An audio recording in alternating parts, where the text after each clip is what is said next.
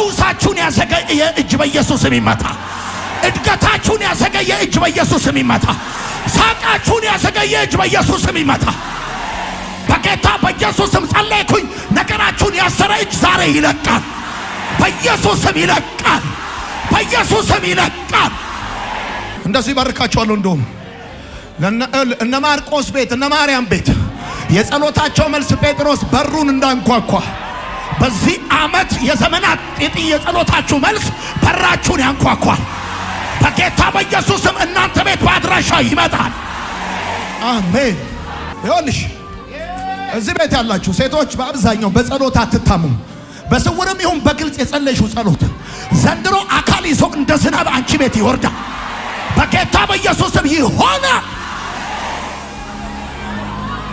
አሜን። አሁን አንድ ጉዳይ ነው። ይሄ መዘግየትን የሚፈጥሩ ምክንያቶች አሉ፣ ብዙ ናቸው። ከነዚህ ውስጥ አንዱ አጋንንት ነው። የጸሎትን መልስ የሚያዘገይ፣ እድገትን የሚያዘገይ፣ የሆነ ነገርን ይሄ ጊዜያዊ ነው ነው የምላችሁ። ይሄ ጊዜያዊ ነው። ይሄ ጊዜያዊ ነው። ይሄ ጊዜያዊ ነው። የሚቀጥል አይደለም። የሚቀጥል አይደለም። እውነቴን ነው የምነግራችሁ። አሁን የሆነ ተጽዕኖ ውስጥ እንዳላችሁ የሚሰማችሁ ሰዎች ቅርብ ጊዜ ከተጽዕኖ በላይ ትራመዳላችሁ። እስከሚሰማችሁ ድረስ የትኛውም አይነት ተጽዕኖ ከእጃችሁ ላይ ይነሳል፣ ከቤታችሁ ላይ ይነሳል፣ ከአገልግሎታችሁ ላይ ይነሳል፣ ከፋይናንሳችሁ ላይ ይነሳል።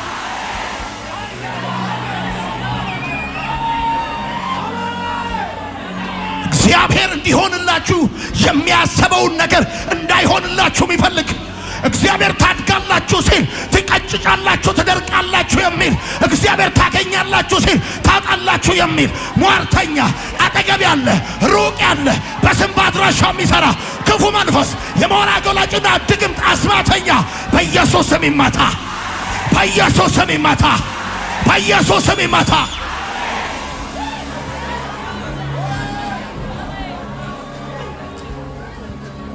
ኢየሱስ ጌታ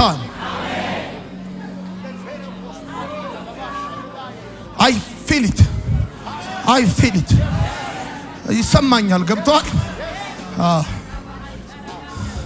ሰንበላጥና ጦቢያ አረባይም ጌሳም ቢችሉ ሊያስቆሙት ካልቻሉ ሊያስተጓጉሉት ነው የሞከሩት። አየ ሰይጣን እንደዚህ ነው። ከቻለ ነገርህ እንዳይሆን ካልቻለ ደግሞ እንዲስተጓጎል ነው። ለምን ምድር ላይ የምትኖረው አጭር ጊዜ ነው። 60 ነው 70 80 ነው። ከዛም በኋላ ከሆነ ድካም ነው። ነገርህ በትክክለኛው ጊዜ እጅ እንዳይገባ እንዳትባረክ እግዚአብሔር ያደረገልን እንዳትመሰክር ተራው ያንተ እንዳይሆን ተራው ያንተ እንዳይሆን አፌን በሳቅ ሞላው ብላሴን በእልልታ ብለህ እንዳትዘምር የሚፈልግ ክፉ መንፈሳል። ዘንድሮ ግን እነግርሃለሁ አፌን በሳቅ ሞላው ብላሴን በእልልታ ጠላቴ ማቅለበሰ አከበረኝ ጌታ የምትልበት ዓመት ይሆናል። ይሆናል። ይሆናል። ኢየሱስ ጌታ ኢየሱስ ጌታ ኢየሱስ ጌታ።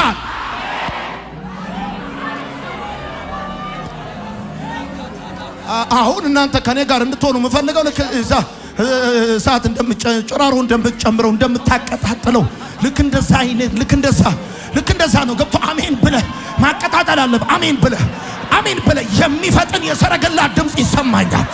ዮሴፍን ከእስር ቤት አስቸኮሉ ተብሎ እንደተጻፈ ልብሱን እንደቀየሩለት በጌታ በኢየሱስ ስም ዛሬ ማለዳ ትፈጥናላችሁ፣ ትቸኩላላችሁ። እግዚአብሔር ወዳየላችሁ ትደርሳላችሁ። መታወቂያችሁ ይቀየራል፣ ልብሳችሁ ይቀየራል፣ ሕይወታችሁ ይቀየራል።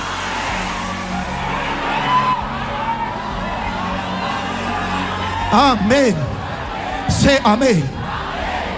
ዞር በል አንተ ክፉ ሄድ ካጠገቤ ብሏል። ተመስገን ማርቆስ ዞር በል አንተ ክፉ ሄድ ካጠገቤ ገለል በል ካረለ ያለው ስራዬን ልስራበት። ጌታ ያስጀመረኝ ቅባት ፈሶብኛል ለተለየ ዓላማ ጌታ ያስጠርቶ ብሏል። ተመስገን ዘምሯል። እንደዛ ጌታ ያስጠርቶ ቅባት ፈሶብ ዞር በል አንተ ክፉ በጌታ በኢየሱስ ስም መንገዳችሁ ላይ የቆመ ከዚህ ቀን ጀምሮ እንደ ገለባ ይበተናል። በኢየሱስ ስም ይበተናል። የከበባችሁ ይበተናል። ሃሌሉያ ሃሌሉያ ሃሌሉያ ሃሌሉያ። ዘርጉ እጆቻችሁ። እንደዚህ በጠላት የተያዘ ተነጥቆ እጃችሁ ይገባል። በምንም ምክንያት የተወሰደባችሁ ተመልሶ እናንተ እጅ ይገባል።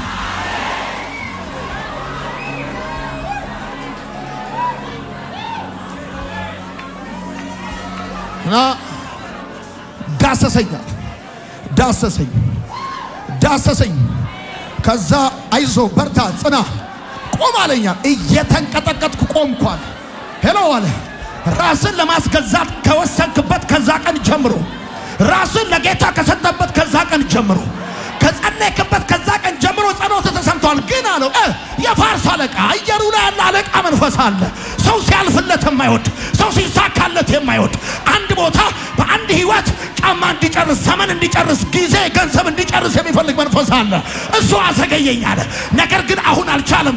መልሱን ይዤ ልመጥቻለሁ አለ። በጌታ በኢየሱስ ስም በኢትዮጵያ ምድር ላይ የሰዎችን እድገት የማይወድ ክፉ መንፈስ ከህይወታችሁ ላይ ይመታል። ኢየሱስ ጌታ ነው። አሜን። ዘንድሮ እስክትገረሙና እስክትደነቁ ድረስ ጌታ ብሎኛል። የጠላት ተጽዕኖ ጊዜያዊ ነው። አጋንንት ለተወሰነ ጊዜ ነው እንጂ ጊዜያዊ ነው፣ ቋሚ የለም። እሺ። ሁለተኛው መዘግየትን በሰው ህይወት የሚያመጣ ነገር ምንድን ነው? የምትጽፉ ሰዎች ሁለተኛው መዘግየትን የሚያመጣ ወዳጆቼ፣ አንድ ነገር ጋር ከደረሳችሁ በጊዜ ድረሱ። ደስ የማይል ነገር ቢኖር ተንዛዝቶ አልቆ በባከነ ሰዓት የምትደርሰው ነገር ደስ አይልም፣ አይመችም። ራሱ ምንም መቃብሮ ማሄድ ነገር ቢኖር ጫማ ጨርሰ፣ ጊዜ ጨርሰ፣ ጉልበት ጨርሰ፣ ብዙ ነገር አልቆ፣ እናት ሞታ፣ አባት ሞቶ፣ ብዙ ዘሮች አልቀው ለምስጋና በማይሆን ሁኔታ ውስጥ ብትደርስ ምንም ትርጉም የለውም። በጌታ በኢየሱስ ስም እኔ ጸልይላችኋለሁ። አሁን በህይወት ያሉት ቤተሰቦቻችሁ ከእናንተ ሳይሄዱ በህይወት እያሉ ጉብኝታችሁ እየፈጠነ ይመጣል። በጌታ በኢየሱስ ስም እየፈጠነ ይመጣል። ውድቀታችሁን ያዩ ክብራችሁን ያያሉ። ማጣታችሁን ያዩ ማግኘታችሁን ያያሉ። ነገር እንደተዘጋባችሁ ያዩ እንደተከፈተ ይሰማሉ። ኢየሱስ ጌታ።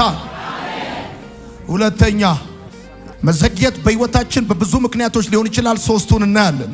ሁለተኛው ምክንያት ደግሞ በቤት ውስጥ ያለ አለመግባባት ነው። አንደኛው አጋንንት ነው የመዘግየት ምክንያት። ሁለተኛው በቤት ውስጥ ያለ አለመግባባት ነው። ብዙውን ጊዜ የጸሎትን መልስ የሚያዘገየው በቤት ውስጥ ያለ አለመግባባት ነው። በቤተሰብ ውስጥ ያለ አለመግባባት ነው። በትዳር ውስጥ ያለ አለመግባባት ነው። በውስጥ ያለ ጉዳይ ነው። መጽሐፍ እንደሚናገር ሁለት ሰዎች በአንድ ሐሳብ ተስማምተው ቢጸልዩ ነው የሚለው።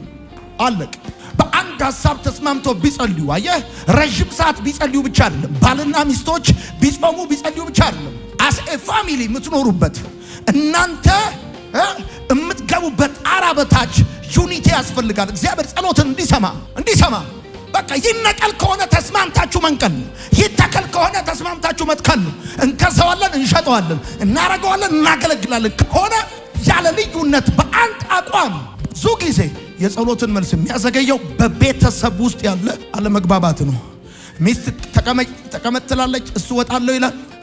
እሷ ለስራ ትላለች፣ እሱ ቁጭ በይ ይላል። ገብቷል? አይስማሙም፣ አይግባቡም። በተሳካልኝ ጉዳዮች ሁሉ ውስጥ በእርግጠኝነት 100% የዶይ ቀኝ አለበት። መጽሐፍ በአንደኛ ጴጥሮስ መልእክት ምዕራፍ 3 ቁጥር 7 ሲናገር እንደዚህ ይላል፣ ባሎች ሆይ እናንተም ደግሞ ጸሎታችሁ እንዳይደናቀፍ በኑሯችሁ ሁሉ ለሚስቶቻችሁ አስቡላቸው። ለሚስቶቻችሁ ጸሎታችሁ እንዳይደናቀፍ ባሎች ያለ እናንተ ደግሞ ጸሎታችሁ እንዳይደናቀፍ ለሚስቶቻችሁ አስቡላቸው። አንዱ ጸሎትን የሚያደናቀፍ መልስን የሚያዘገይ ነገር ቢኖር በቤት ውስጥ ያለ አለመግባባት ነገር ያለ። አንተ ልቀቅ ትላለህ፣ እሷ ተንበርክካ ጓዳ ገብታ እንዳለቀው ትላለች። አንተ ላይ ትጸልይባል። አንተ ባንክ ሄደ ልቀቅልኝ ብድሩን ትላለህ፣ እሷ ጓዳ ገብታ ጌታ ሆይ እንዳለቀው ትላለች። በቃ እግዚአብሔር ደግሞ ኮቨነንት ያከብራል፣ ኪዳን ያከብራል። አይገባ እስክትስማሙ ሆልድ ያደርገዋል ጉዳዩ። አቤት። እና አንዱ መዘግየትን የሚያመጣ ጉዳይ እሱ ነው። ሶስተኛውና የምንቆይበት ሐሳብ ነው ይሄኛው ሐሳብ። ሶስተኛውና የምንቆይበት ሐሳብ ነው። ሶስተኛው መዘግየትን በህይወታችን የሚያመጣ ነገር ቢኖር መለኮታዊ እቅድ ነው። መዘግየት የእግዚአብሔር እቅድ አካል እንደሆነ መረዳት በጣም ተገቢ ነው። ምናልባት የቆየባችሁ ነገር ካለ ይሄ የዘገየባችሁ ነገር ከአጋንንት ካለፈ በቤት ውስጥ ካለ መግባባት ካለፈ ሊሆን የሚችለው ነገር ምንድነው ካላችሁ መለኮታዊ እቅድ ነው። እንዴት ባላችሁ ካላችሁ መዘግየት አንዱ የመለኮታዊ እቅድ አካል ሊሆን ይችላል። እንዴ መዘግየት የመለኮታዊ እቅድ አካል እንዴት ሊሆን ይችላል ብላችሁ መረዳት ሊቸግራችሁ ይችላል፣ ላይገባችሁ ይችላል፣ ወይም መቀበል ሊከብዳችሁ ይችላል፣ መቋቋም ሊከብዳችሁ ይችላል። ነገር ግን መለኮታዊ መዘግየት ማብራሪያ ሳይሰጥ ሊመጣም ሊሆንባችሁም ይችላል። እግዚአብሔር አምላክ አብርሃም ቤት ልጅ እንደሚሰጠው ነገረው። 25 ዓመት ጠበቀው። እነ ኤልሳቤጥ ጋር እነ ሐና ጋር በብዙ ሰዎች ህይወት መዘግየቶች ተፈጥረዋል። መጽሐፍ ቅዱስን ስታነቡ በአንዳንዶቻችን ብቻ ሳይሆን በብዙዎቻችን ህይወት መዘግየት የመለኮታዊ እቅድ አካል እንደሆነ መረዳት በጣም ተገቢ ነው። ጸልየናል፣ ጸሎታችን ተሰምቷል። ነገርየው ግን ከተራዘመ ጫን ያለ ከሆነ በደንብ ህይወታችሁን ስትፈትሹና ስትመረምሩ የሰውም እጅ ከሌለበት በተለይ የቤተሰብ ወይንም ደግሞ አጋንንታዊ እጅ እንደሌለበት ከተረዳችሁ ይሄ ጉዳይ የመለኮታዊ እቅድ አካል እንደሆነ እንድታስቡ ይገባል። እንዴት ነው መዘግየት የመለኮታዊ እቅድ አካል ሊሆን የሚችለው የምትጽፉ ሰዎች? ለምንድን ነው እግዚአብሔር አምላክ መዘግየትን የእቅዱ አካል የሚያደርገው? ለምሳሌ እግዚአብሔር አምላክ በእኛ ህይወት ላይ ክብርን፣ መብዛትን፣ ፍሬያማነትን፣ ለውጥን፣ እድገትን አስቦልናል፣ አቅዶልናል። የዚህ እቅድ የዚህ ዓላማ አንዱ አካል መዘግየት እንዴት አብሮ ሊሆን ይችላል? እርስ በርሱ ኮንትራዲክት አያደርግም ወይ ብላችሁ ልትሉ ትችላላችሁ። አንዳንዶቻችሁ እንደተቀባችሁ አትገለጡም። የምታልፉበት መንገድ ረጅም ሊሆን ይችላል። የመጀመሪያው መዘግየት የመለኮታዊ እቅድ አካል የሚሆንበት ምክንያት እግዚአብሔር በልባችን ላይ መስራት ስለሚፈልግ ነው። ጻፉ። እግዚአብሔር አምላክ በልባችን ላይ መስራት ስለሚፈልግ ነው። እግዚአብሔር ውጫችን ተስተካክሎ ውስጣችን እንዲመሰቃቀል አይፈልግም። እግዚአብሔር የችግሩን ዋና ምክንያትና መንስኤ ማስተካከል ይፈልጋል። ነፍሳችን ሳትፈወስ ሁኔታችን ብቻ እንዲፈወስ እግዚአብሔር አይፈልግም። እኛ ሁኔታችን እንዲለወጥ እንፈልጋለን። እግዚአብሔር ደግሞ እኛ እንድንለወጥ ይፈልጋል። እግዚአብሔር የሁኔታችን መፈወስ ብቻ ሳይሆን የነፍሳችን መፈወስ ይፈልጋል። መዘግየት የመለኮታዊ እቅድ አካል የሚሆንበት ምክንያት እግዚአብሔር አምላክ ልባችን ላይ መስራት ስለሚፈልግ ነው። ይፈልጋል። ባህሪያችን ላይ መስራት ይፈልጋል።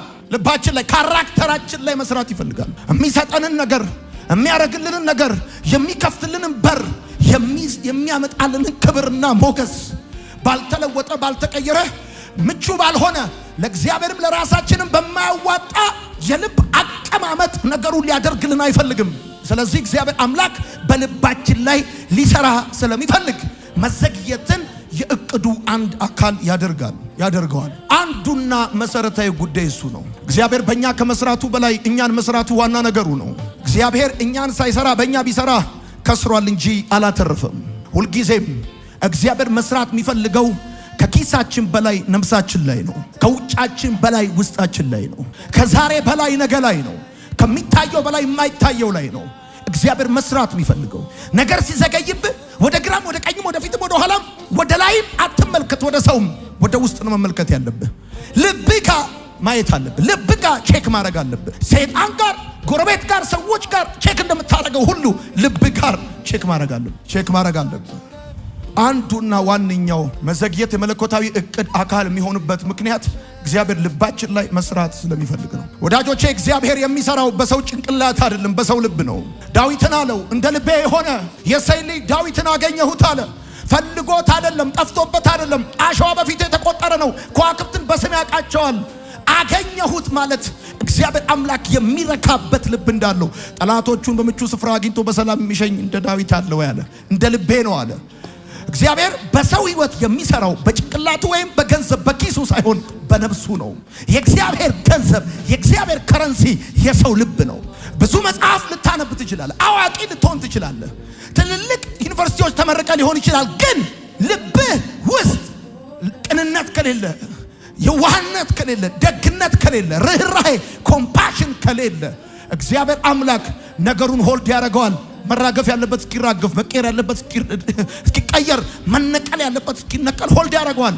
በዚህ አመልህ ጭራሽ ገንዘብ ብታገኝ አታኖራቸው። በዚህ ልብህ ጭራሽ ቢከፈትልህ፣ በዚህ ሁኔታ ጭራሽ ስልጣን ቢሰጥህ ትጨርሳቸዋለህ። ስለዚህ እግዚአብሔር ለማ ስልጣን፣ ለማ ገንዘብ፣ ለማ ስኬት፣ ለማ ፌቨር፣ ለማ ከፍታ መስጠት እንዳለበት ያውቃል። እግዚአብሔር የሚነግደው እግዚአብሔር የሚሰራው እግዚአብሔር የሚያጭደው ከሰው ጭንቅላት ጋር ሳይሆን ከሰው ልብ ጋር ነው።